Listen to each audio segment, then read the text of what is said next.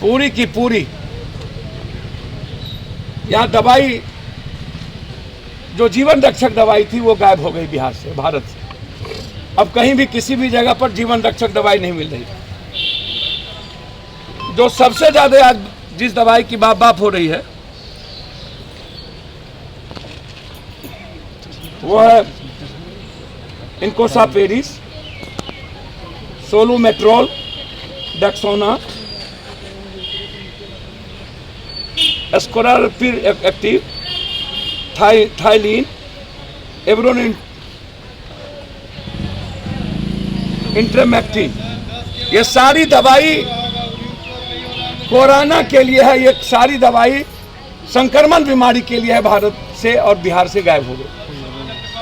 और जो सबसे ज्यादा डॉक्टर को नहीं लिखना है दवाई और जिसकी मार्केटिंग किया है वर्तमान सरकार ने, भारत सरकार के पूरी की पूरी सिस्टम कहती है कौन दवाई है, रेमडेसिविर, और इसका 50,000 70,000 आपके गया में मिनिमम हम 50 पेशेंट होंगे। कल एक वीडियो मैंने भेजा है गया की एक लेडीज की, शाम में वो मेरे पास आई थी जिसका खेत उठ गया के सदर अस्पताल ने बेच दिया और उसके हस्बैंड को बचाने के लिए 3 महीना का एक बेटी और 3 साल का एक बच्चा छोड़ करके वो गया, उसके साथ कोई नहीं था।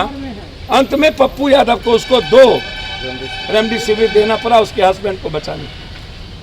कल रात की 8 बजे की बात में। ये जो रेमडेसिविर है, जो अब black marketing, oxygen black marketing, ventilator नहीं मिलता है, जो सिलेंडर है उस सिलेंडर का जो मुंह पे लगाने वाला वो 12,000 13,000 14,000 हो गया। सिलेंडर की कीमत 50,000 60,000 हो गया। ये नापने वाला, ऑक्सीजन नापने वाला आउट ऑफ मार्केट हो गया, ऑक्सीमीटर। भैया सरकार से हम जानना चाहेंगे और बिहार जानना चाहती है कि ऑक्सीजन के बगैर कितने लोग मरे हैं और मुजफ्फरपुर मेडिकल कॉलेज से कितने लोग ठीक होके गए। जो लोग यहाँ आए या तो मरे या तो यहाँ से भागे। ये मौत का कुआं है, ऊपर से फिटफाट, भीतर से मुकम्मा काट, गंदगी आपने देखी। रात भर यहाँ से वैसे ही पॉजिटिव केस के लोग, सीटी स्कैन यहाँ नहीं होता। सीटी स्कैन मुजफ्फरपुर थे, परसों बीता थे। 15 दिनों से मैंने पटना को देखा, मौत का सन्नाटा, जल्लाद लोग बैठे हैं, किसी का फोन नहीं उठेगा, कोई फोन नहीं उठाएंगे। 1 नंबर 100 नंबर को डायल करिए तो दूसरा नंबर, दूसरे नंबर को डायल करिए तो 300 नंबर, तीसरा को डायल करिए तो चौथा नंबर, और लगभग पदाधिकारी लोग फॉरवर्डिंग करेंगे। और यहाँ आप किसी एक से बात करके अपने माँ बाप को, अपने बेटे को नहीं बचा सकते। हालात बहुत बुरी। मुझे आश्चर्य होता है कभी कभी, चुल्लू भर पानी में डूब के मर क्यों नहीं जाते। पटना में बैठ के और दिल्ली के फार्म हाउस में बैठ के और दिल्ली से मीटिंग करके आप इस भारत के इस वायरस को जिसको फैला दिया इन पॉलिटिशियन ने, शमशान में ऐसे पॉलिटिशियन का जगह होना चाहिए जिन लोगों ने रावण और कंस और यजीद बन के पूरे भारत को ऑक्सीजन के लिए तड़पा दिया, पूरे भारत के लिए को बेड के लिए तड़पा दिया, पूरे भारत के को दवाई के लिए तड़पा दिया, इंजेक्शन के लिए तड़पा दिया, वेंटिलेटर के लिए तड़पा दिया, पूरे भारत को मरने पर मजबूर कर दिया। ये कोरोना से नहीं मर रहा है, ये सरकार की अव्यवस्था के कारण मर रहा है, डॉक्टर के लूटने के कारण बन रहा है, डॉक्टर के निगलेंसी से मर रहा है, ये सरकार की दिलचस्पी नहीं लेने के चलते मर रहा है। प्राइवेट नर्सिंग होम मौत का सौदागर बना हुआ है, इस पर बैन करना चाहिए, सरकार को टेक ओवर करना चाहिए जब तक ये कोरोना वायरस है, और एक टास्क फोर्स का गठन करना चाहिए। किसकी कहाँ जरूरत करना ज़्यादा अच्छा समझ, उसमें एक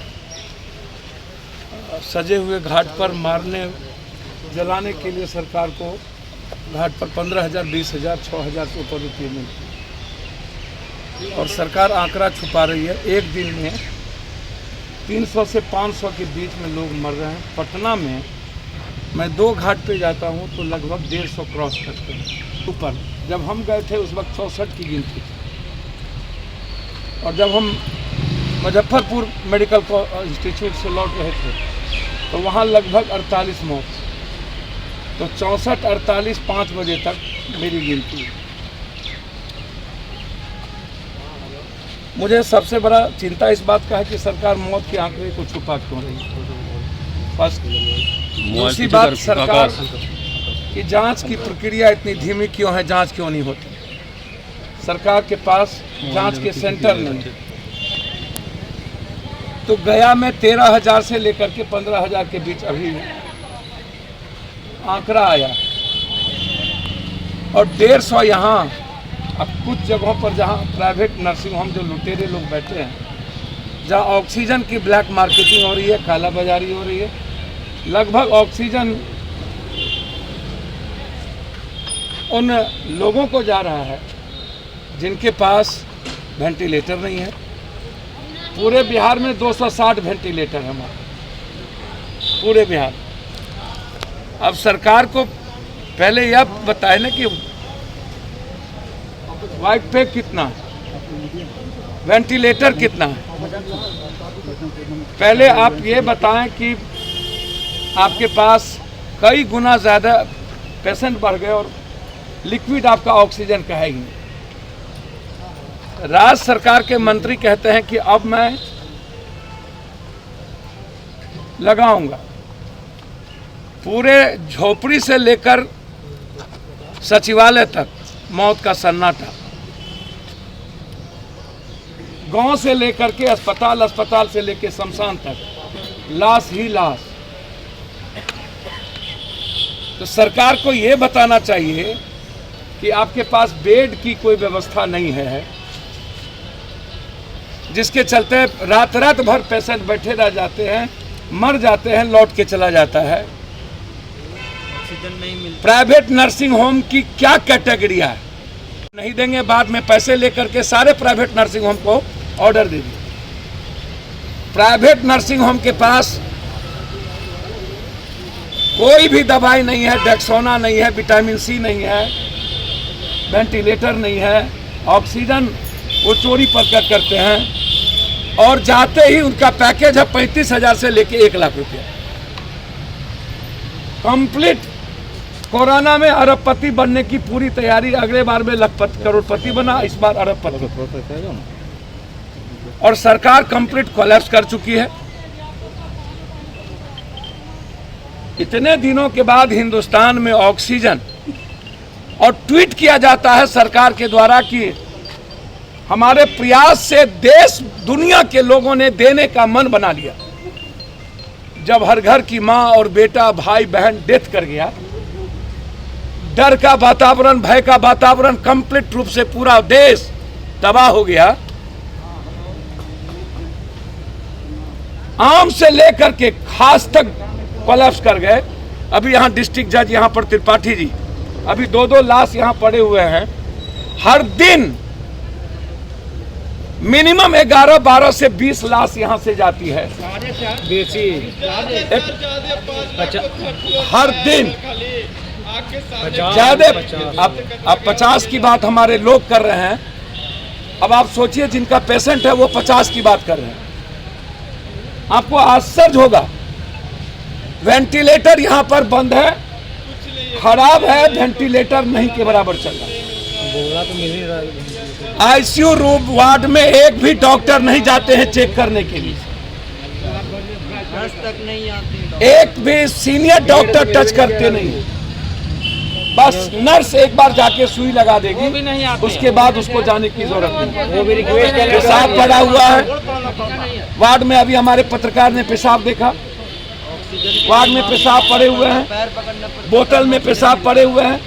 पूरा का पूरा कीट्स वार्ड में है, पूरा का पूरा बड़ा बड़ा मोटरी बगल में यहाँ से वहाँ फेंका हुआ है।